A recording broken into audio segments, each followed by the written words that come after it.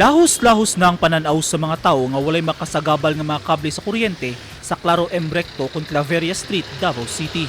Kini tungod sa underground cabling system kung asa gilubong na ang tanang klase sa kuryente ug wala na magbitay sa poste. Ingon anis sab ang pasad sa bahin sa Magallanes ug San Pedro Street kay panglubong na sab ang mga wire padulong sa mga business establishments. Sa milabayng mga simana, gipangmarkahan sa DLPC ang mga kalsada sa syudad nga pangkabkabon alang sa ilang underground cabling project. Sama sa Ramon Magsaysay Avenue, makita nga duna nay mga puting marka ang dalan nga ilang kaluton aron lubngan sa wire ingon man manhole installations.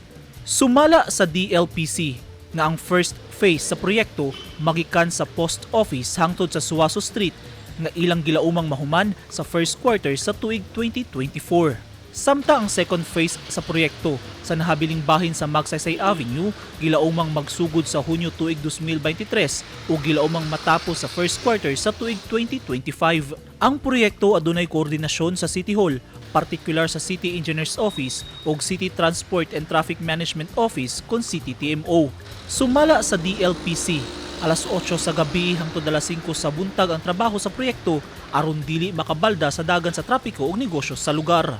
Ang Underground Distribution System Project nasubay sa Section 5 sa Davao City Ordinance No. 0152-17 Series of 2017 diin gimanduan ng tanang electric utility companies ug public telecommunication carriers servicing sa syudad lakip apan dili limitado sa ubang mga tawo sa pagtukod, pagmintinar, pag-instalar ug aerial wires and cables nga kinahanglan nga ibutang kining tanan ilawom sa yuta. Padayon sab ang DLPC sa ilang mga proyekto sa tibok stretch sa San Pedro din anaan na sa 70% nga kumpleto. Kahinumduman nga nakumpleto na sa DLPC ang ilang underground cabling activities sa CM Recto Street gikan kanto sa San Pedro Street hangtod sa kanto sa Ramon Magsaysay Avenue sa syudad niadtong Agosto tuig 2021.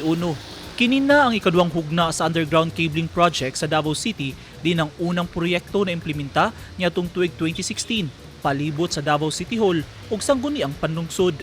Eugene Hinutan, Newsline Philippines, Davao Region, stay safe.